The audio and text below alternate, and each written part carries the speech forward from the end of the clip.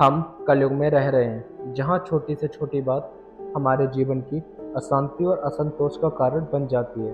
जो पास नहीं है, उससे पाने की इच्छा, जो पास है, उसे खोने का डर लगा रहता है। ईर्ष्या, काम, लालच से भरे इस अंधेरे वक्त में एक रोशनी की तरह जो दिख रही है, जिन्हें देखकर मन शांत हो जाता है। आज हम बताने वाले हैं आपको श्री हित प्रेमानंद महाराज जी के बारे में।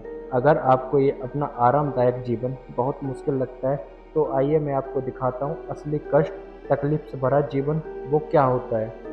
हम महाराज जी के जीवन को शुरू से देखेंगे। महाराज जी ने अपना घर कैसे छोड़ा था। महाराज जी एक विनम्र और अत्यंत पवित्र ब्राह्मण परिवार में पैदा हुए थे। उनका नाम अनिरुद्ध कुमार पांडे रखा गया था। इनका जन्म कानपुर उत्तर प्रदेश में हुआ था। जब महाराज जी कक्षा 5 में पढ़ते थे, तब उन्हें एक बात सताने लगी कि एक दिन मेरी माँ मर जाएगी, मेरे पिता भी मर जाएंगे। कोई भी यहाँ टिकाऊ या स्थायी नहीं है, सब मरने वाले हैं। उनको यह एहसास हुआ कि किसे हम अपना माने, किससे हम अपनापन करें। यहाँ सब कोई मरने वाला है, कभी ना कभी मर सकता है। यहाँ सबकी मृत्यु होना तय है। किसे हम अपना माने, जिससे हम प्यार करें और वो सदैव हमारे पास रहे। तब एक रास्ता निकला कि एकमात्र भगवान के सिवा कोई यहाँ पे दूसरा नहीं है जो हमेशा हमारे साथ रहे, चाहे दुख हो या सुख हो। इस बात ने उन्हें भगवान को पाने के लिए प्रेरित किया। 13 वर्ष की उम्र में उन्होंने घर का त्याग कर दिया और वाराणसी के घाटों में चले गए। तभी एक दिन उनके पिताजी उन्हें मनाने आए कि आप हमारे साथ चलो। तब महाराज जी ने कहा, नहीं, हमें सिर्फ भगवान की प्राप्ति करनी है। उनके पिता मान गए।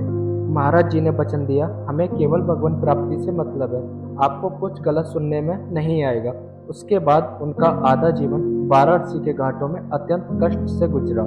शुरुआत में उनकी तप स्थली वाराणसी थी। तुलसी घाट के एक विशाल पीपल के वृक्ष के नीचे आसन लगाकर कुछ देर बैठकर गंगा जी और भगवान महादेव को ध्यान करना।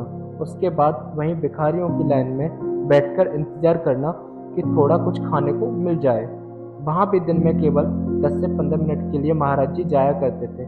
अगर उन्हें कुछ खाने को मिला तो ठीक, नहीं तो गंगा जल पीकर भगवान का ध्यान करते हुए उठकर चल दिए। अपने 24 घंटे एकांतवास के लिए इस प्रकार की दिनचर्या में प्रेमानंद महाराज जी को कई दिनों तक बिना भोजन के ही मात्र गंगा जल पीकर रहना पड़ता। और ऐसे में यदि कोई रोटी खाता हुआ दिख जाए तो महाराज जी सोचते थे, प्रभु जी कितना भाग्यशाली है जो इसे रोटी खाने को मिल रही है। सर पर छत नहीं, क्योंकि उन्होंने किसी भी जगह रहने का त्याग कर खुले आकाश के नीचे घाटों पर रहने का निश्चय किया था। कड़ाके की ठंड में भी 3-3 बार गंगा स्नान करना, शरीर पर डालने के लिए एक मोटा कपड़ा तक नहीं था। डाइट के बोरे को सिल के पहनते थे। फिर भी महाराज जी कहते हैं, भगवान की कृपा से आज तक एक सर्दी बुखार भी उन्हें नहीं हुआ। खाने के नाम पे गंगा जल या फिर भिक्षा में थोड़ा सतुआ मिल जाता था, वो इससे ही गुजारा करते थे। बनारस में तो अत्यंत कष्ट से जीवन चल ही रहा था, लेकिन असली मुसीबत तब आई जब पता चला इनकी दोनों किडनी खराब हो गई है। जहाँ रहते थे वहाँ से निकाल दिए गए। कब मर जाएं कुछ पता नहीं। ये बताने से पहले हम ये देखते हैं कैसे महाराज जी वाराणसी से वृंदावन आए। शिव जी की कृपा से उन्हें राधा रानी की नगरी में स्थान मिला। रोज की तरह उस दिन भी महाराज जी ध्यान में बैठे हुए थे। अचानक से उनके हृदय में भगवान महादेव जी की कृपा से कि वृंदावन कैसा होगा, वृंदावन कैसा होगा, पर उन्होंने इस बात को उतना ध्यान नहीं दिया। अगले दिन रोज के नियम अनुसार तुलसी घाट पर बैठे हुए थे।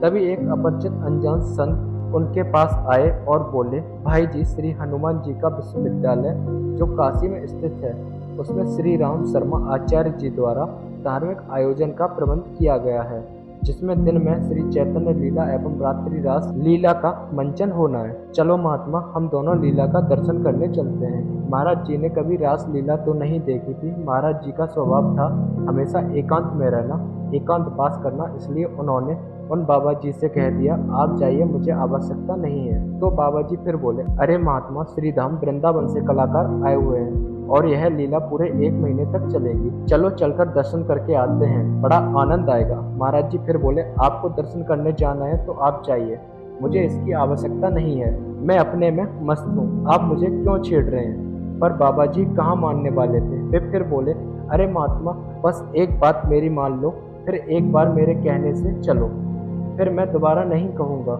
महाराज जी ने सोचा कि यह बाबा जी इतना हट क्यों कर रहे हैं। शायद इसमें महादेव जी की कोई इच्छा होगी। ऐसा सोचकर और उन बाबा जी की बात रखने के लिए महाराज जी उन बाबा जी के साथ लीला देखने चले गए, जो कि दिन का समय था और श्री चैतन्य लीला का मंचन हो रहा था। महाराज जी ने लीला देखी तो बड़ा आनंद आया।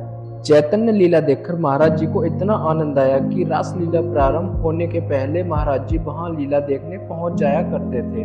श्री चैतन्य लीला और रास लीला से महाराज जी इतने प्रभावित हुए, 1 महीने तक उनका यही नियम बन गया। हर दिन महाराज जी लीला का दर्शन करने जाते और इस आनंद में इतना खो जाते कि कुछ भी पता नहीं चलता। जैसे ही लीला का समापन हुआ तब महाराज जी को ज्ञात हुआ कि अरे लीला तो समाप्त हो गई, सारे कलाकार वापस वृंदावन जा रहे हैं, अब मेरा क्या होगा। यह सोचकर उनके मन में हाहाकार मच गया। अब मैं क्या करूंगा, मेरा क्या होगा, अब मैं जीऊंगा कैसे, मुझे तो अब वृंदावन जाना है। महाराज जी सोचने लगे, ये सब कलाकार वापस वृंदावन जा रहे हैं तो वृंदावन में भी ये लीलाएं करते होंगे। अगर मैं इनके साथ लग जाऊं तो मुझे रोज लीला देखने को मिलेगी, इसके बदले मैं इनकी सेवा करता रहूंगा। मन में ऐसा भाव लेकर महाराज जी टीम के संचालक के पास पहुंचे और उनको अपने मन के सारे भाव प्रकट किए। स्वामी जी, हम गरीब बाबा हैं, हमारे पास पैसे तो नहीं, मैं आपकी सेवा करूंगा, मुझे अपने पास रख लो, मुझे अपने पास रख लो। संचालक महोदय बड़े ही विनम्र भाव से बोले, अरे नहीं बाबा, ऐसा तो संभव ही नहीं है, ऐसा कैसे हो सकता है। तब महाराज जी बोले कि स्वामी जी, हम सिर्फ रामलीला देखना चाहते हैं और कुछ नहीं। तब संचालक महोदय फिर बोले, बाबा तू बस एक बार वृंदावन आ जा, बिहारी जी तुझे कभी नहीं छोड़ेंगे। श्री हित प्रेमानंद महाराज जी कहते हैं, इस वाक्य ने मेरा जीवन बदल कर रख दिया। मैं इस वाक्य को गुरु मंत्र मानता हूँ और उन संचालक महोदय को अपना गुरु। इसके बाद उनके मन में एक ही लगन लग गई कि मुझे वृंदावन जाना है, मुझे वृंदावन जाना है, मुझे कैसे भी वृंदावन जाना है। यह होती है भगवान भोलेनाथ की कृपा। कल तक जो महाराज अपने नृत्य के नियम अनुसार भगवान का ध्यान करते हुए अपने भजन और एकांतवास में मस्त थे, आज वो वृंदावन जाने के लिए पागलों की तरह हट लगाए हुए हैं। भगवान की कृपा को आप इस तरह अनुभव कीजिए कि पहले ही मन में प्रेरणा आना कैसा होगा वृंदावन, फिर उसी समय अचानक से रास लीला का आयोजन होना, जिसकी सूचना किसी अपरिचित साधु बाबा द्वारा महाराज जी को देना और उन्हें हठ पूर्वक लीला में ले जाना, और उसके बाद महाराज जी के मन में प्रेरणा होना कि मुझे वृंदावन जाना है। यह कृपा नहीं तो और क्या है। एक दिन महाराज जी प्रातः काल तुलसी घाट पर ध्यान में बैठे हुए थे। पास में ही स्थित संकट मोचन हनुमान मंदिर के बाबा युगल किशोर जी प्रसाद लेकर महाराज जी के पास आए और बोले कि बाबा प्रसाद लो। महाराज जी ने वह प्रसाद पाया। उसके बाद बाबा युगल किशोर जी बोले, बाबा चलो मेरी कुटिया। उनके इतने प्यार से बोलने पे महाराज जी उनकी कुटिया में गए, जहां युगल किशोर जी अपने हाथों से दाल रोटी बनाकर महाराज जी को खिलाया। इसी से महाराज जी की भूख तो शांत हो गई, लेकिन उस भूख का क्या जो उनके मन में लगी है। चाहे कैसी भी परिस्थितियां क्यों ना हो, महाराज जी के मन में एक बात हमेशा खटकती रहती है, मुझे वृंदावन जाना है। मैं कभी वृंदावन जा पाऊंगा कि नहीं। चूंकि युगल किशोर जी उन्हें भले मनुष्य प्रतीत हो रहे थे, इसलिए उनसे रहा नहीं गया और वे तुरंत कह उठे, क्या आप मुझे वृंदावन पहुंचा सकते हैं। अब यह तो भगवान की लीला है। मानो युगल किशोर जी इस प्रश्न के लिए तैयार बैठे हुए थे। प्रश्न सुनते ही झट से बोले, हाँ हाँ बाबा जरूर पहुंचा सकता हूँ, बताइए आपको कब जाना है। महाराज जी बोले, हम तो तैयार बैठे हैं, जब आप व्यवस्था कर दो तब चले जाएं। युगल किशोर जी बोले, ठीक है आप कल की तैयारी कीजिए, कल ही आपको वृंदावन ले चलूंगा। जो इतना सुना महाराज जी के आनंद का तो ठिकाना ही नहीं रहा। उनका रोम रोम रोमांचित हो उठा। मन में प्रश्न हो गया, कल वृंदावन जाना है, आखिरकार कल वृंदावन जाना है। युगल किशोर जी ने मथुरा जाने वाली रेलगाड़ी में महाराज जी को बैठा दिया। अब देखो, रेलगाड़ी में मथुरा की यात्रा के दौरान 2 लोगों से महाराज जी का परिचय हुआ, जो महाराज जी के विचारों से बहुत ही प्रभावित हुए और उन्हें कुछ रुपए देने लगे। क्योंकि महाराज जी के पास 1 रुपए भी नहीं था, पर महाराज जी ने रुपए लेने से इनकार कर दिया। तब वे दोनों लोग महाराज जी से बोले, हम भी मथुरा जा रहे हैं, आप हमारे साथ चलो, हम जहाँ ठहरे हैं आज रात आप भी वहीं विश्राम कर लीजिए, कल सुबह वृंदावन चले जाना। मथुरा में राधे श्याम गेस्ट हाउस के बाहर महाराज जी को बैठाकर वे लोग बोले, हम अंदर जा रहे हैं, थोड़ी देर में आपको बुलाएंगे। महाराज जी गेस्ट हाउस के बाहर बैठकर अपने बुलावे का इंतजार करने लगे, पर बहुत समय बीत गया, कोई बुलाने नहीं आया। कुछ देर बाद मथुरा से वृंदावन चले जाएंगे। इन्हीं विचारों में खोए हुए प्रेमानंद महाराज जी राधे श्याम गेस्ट हाउस के बाहर बैठे हुए थे। उस समय रात्रि के 11 बजे के आसपास समय हो रहा होगा। तभी एक सज्जन आए और बोले, महाराज जी आप इतनी रात को यहाँ कैसे बैठे हो और अकेले? महाराज जी ने सारी कहानी उन सज्जन को बताई। वे सज्जन महाराज जी को अपने घर ले गए, उन्हें भरपेट स्वादिष्ट भोजन कराया और रात्रि को विश्राम कराया। अगले दिन महाराज जी सुबह होते ही यमुना जी में स्नान करने पहुंचे और फिर महाराज जी मंदिर पहुंचे। भाव में खोके भगवान का नाम लेकर चिल्ला चिल्ला के रोने लगे, मानो जब तक के जीवन का सार मिल गया हो। मन में ऐसे भाव उठने लगे कि अब तक जीवन व्यर्थ चला गया, पूरा जीवन भाग दौड़ में व्यतीत हो गया, आखिर मंजिल तो यही है। इस प्रकार के भाव के कारण खुद जोर जोर से चिल्ला चिल्ला कर रोने लगे। महाराज जी के स्वरूप का वर्णन करो तो बड़ी बड़ी जटाएं, चेहरे पर एक अलग ही चमक, विशालकाय शरीर, बड़ी बड़ी दाढ़ी और शरीर पर बस एक वस्त्र लपेटे हुए भगवान का दर्शन कर रहे हैं और फूट फूट कर रोए जा रहे हैं। उन्हें इस बात का जरा भी ख्याल नहीं कि वे कहाँ खड़े हैं, क्या कर रहे हैं, उन्हें कौन कौन देख रहा है, बस रोए जा रहे हैं। पूरा मंदिर महाराज जी को देखने के लिए जुट गया और भीड़ से भर गया। कोई उन्हें फूल माला पहना रहा है, कोई उनके चरणों में गिर रहा है। तभी एक व्यक्ति बोला कि मैं बाबा आपकी सेवा करना चाहता हूँ, आप आदेश करें। महाराज जी के मन में तो बस एक ही इच्छा थी, मुझे वृंदावन जाना है, कैसे भी मुझे वृंदावन जाना है। तभी वहाँ के भक्तों ने महाराज जी को मथुरा से वृंदावन के लिए विदा किया। उस गाड़ी वाले ने महाराज जी को रमण रेती में उतार दिया। रमण रेती में कुछ देर घूमने के बाद महाराज जी की भेंट होती है संत श्री श्याम सखा जी से। उनसे महाराज जी ने निवेदन किया कि मैं बनारस से आया हूँ, बिहारी जी के दर्शन करना चाहता हूँ, यदि 3-4 दिन रहने की व्यवस्था हो जाए तो बड़ी कृपा होगी। इस प्रकार महाराज जी ने वृंदावन वास एवं ब्रजमंडल दर्शन का खूब आनंद लिया।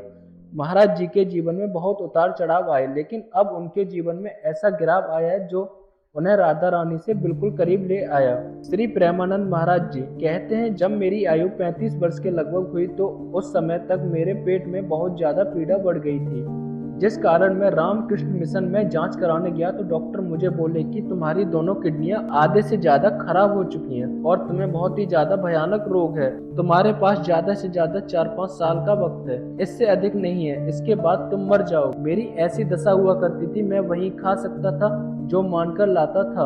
यदि किसी दिन भिक्षा नहीं मिलती तो कुटिया में भूखे पड़े रहते। आइए यह बात महाराज जी के मुंह से सुनते हैं। रात्रि में जब शयन करना होता तो अब हमें तो पता नहीं था, चूंकि ज्यादा पढ़े लिखे नहीं थे, तो लगा कि किडनी खराब को मतलब कभी भी मर सकते हैं। डॉक्टर ने कहा था कि आप 5 साल में मर जाओ, तो हम कहा कभी भी मर सकते हैं। तो रोज राधा वल्लभ जी की छवि ऐसे प्रसादी चुनरी से अपनी छाती में बांधते, रज लगाते, चरणामृत पीते, क्योंकि कोई देने वाला तो था ले, तो उनका पता नहीं रात में मर जाए तो।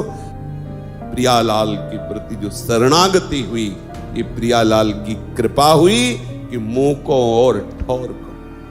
सच्ची बात, आप वो आज देखकर आपको लगता है कि अरे भाई नहीं था। यही की बात है।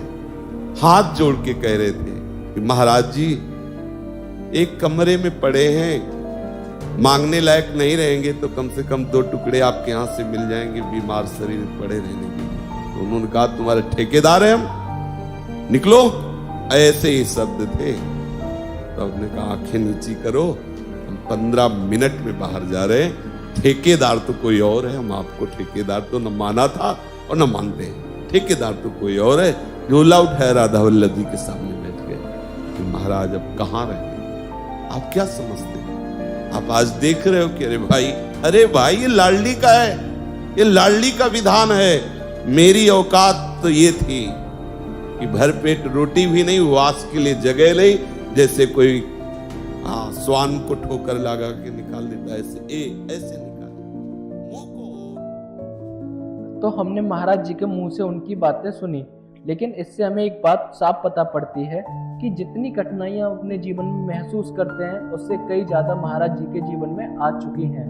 इसलिए हमें हर परिस्थिति में खुश रहना चाहिए। होता वही है जो भगवान चाहता है, आपके हाथ में बस कर्म होता है, उसे करते जाइए। और आप महाराज जी के बारे में क्या सोचते हैं, कमेंट में जरूर बताकर जाइए। राधे राधे।